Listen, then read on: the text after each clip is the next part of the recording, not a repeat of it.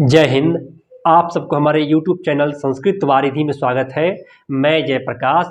आज मैं आप लोगों को हिंदी का वर्ण नामक विषय पढ़ाने जा रहा हूँ।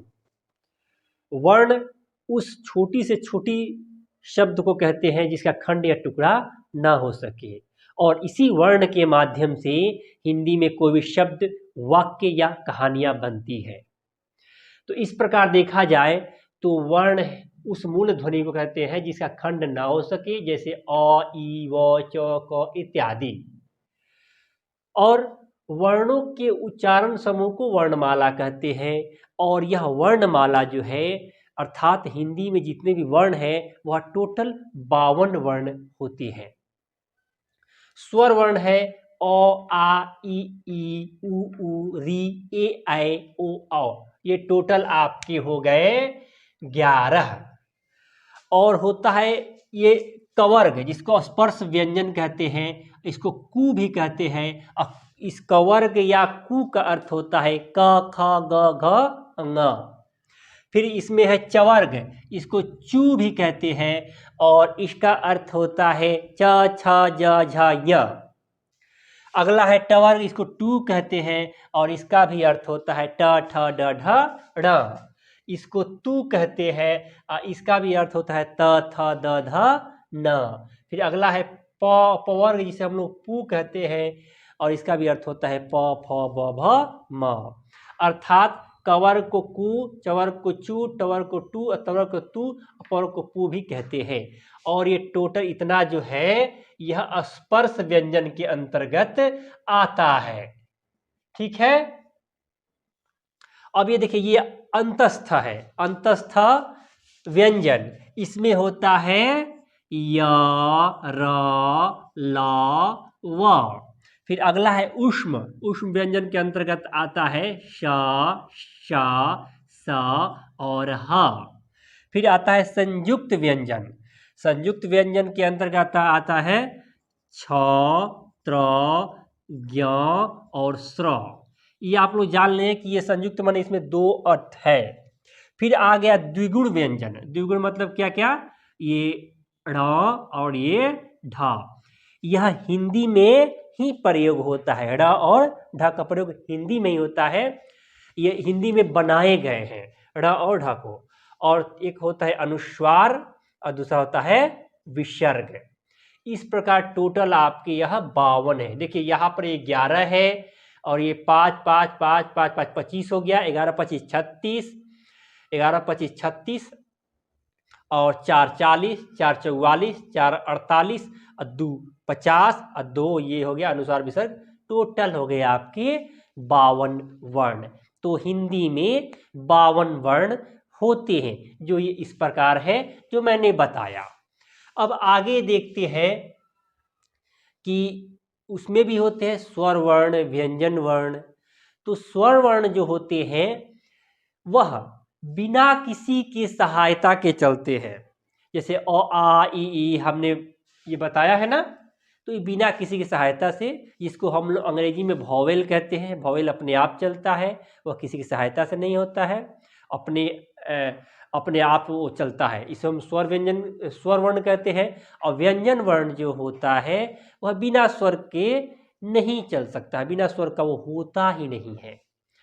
तो इस प्रकार हम देखते हैं कि अ, आ, ई, उ, री, ए, ऐ, ओ, औ ये स्वर है। और हम लोग ये देखते हैं कवर्ग माने क, ख, ग, घ, अंग।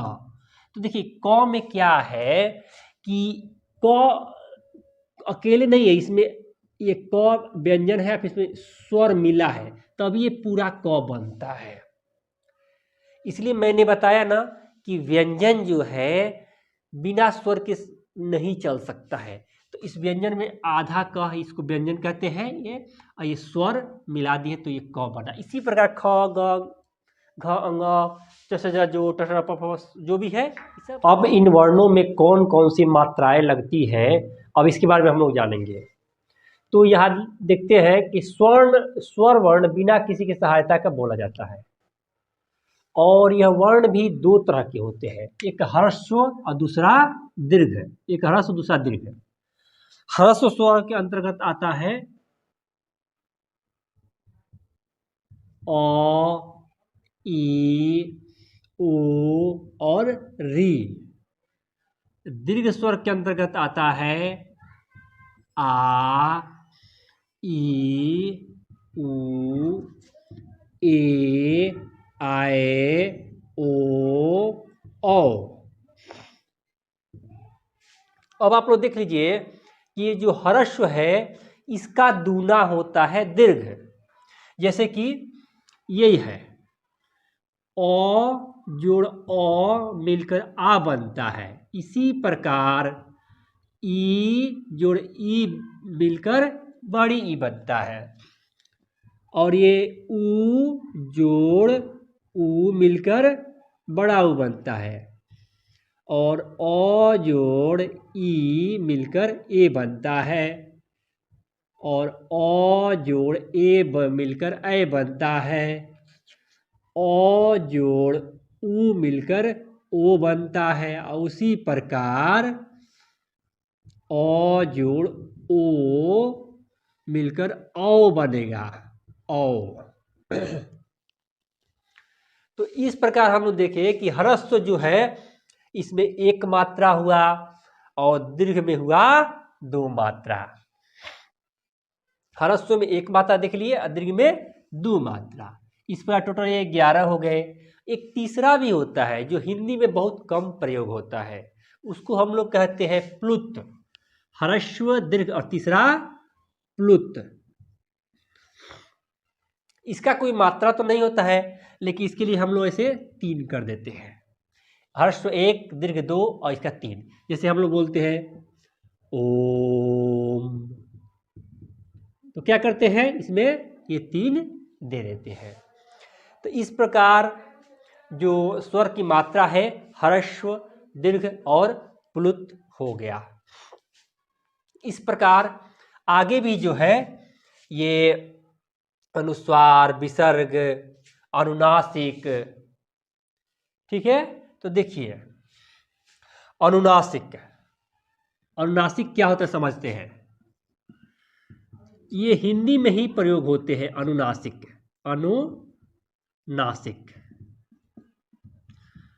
अनुनासिक को हम लोग चंद्र बिंदु भी कहते हैं। जैसे हिंदी में हम लोग लिखते हैं गांव, तो चंद्र बिंदु दे दिए। इसमें मुंह से ज्यादा हवा निकलती है और नाक से कम, गांव। एक दूसरा होता है अनुस्वार। अनुस्वार तो आप लोग सब जानते ही हैं, जैसे कि संत, ऊपर बिंदु दे दिए संत हो गया। तीसरा है विसर्ग। अब आप लोग जान लीजिए कि विसर्ग का प्रयोग प्रायः हिंदी में अब नहीं हो रहा है, लेकिन कहीं कहीं तत्सम के प्रयोग के लिए विसर्ग का प्रयोग होता है। जैसे कि अंतस्थ, ठीक, इसमें विसर्ग का प्रयोग यहाँ पे हुआ है।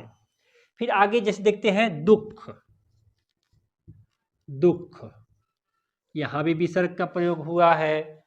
तो इस प्रकार हिंदी में कहीं कहीं विसर्ग का प्रयोग होते हैं, लेकिन बहुत ही कम होते हैं, इसलिए तत्सम के रूप में इसको जानना जरूरी है।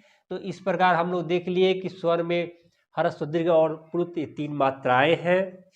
उसके अलावा अनुनासिक है जिसे हम लोग चंद्र बिंदु कहते हैं। फिर अनुस्वार है, विसर्ग है। तो इस प्रकार हम लोग ये पूरा वर्ण के बारे में जान गए। ठीक है, धन्यवाद।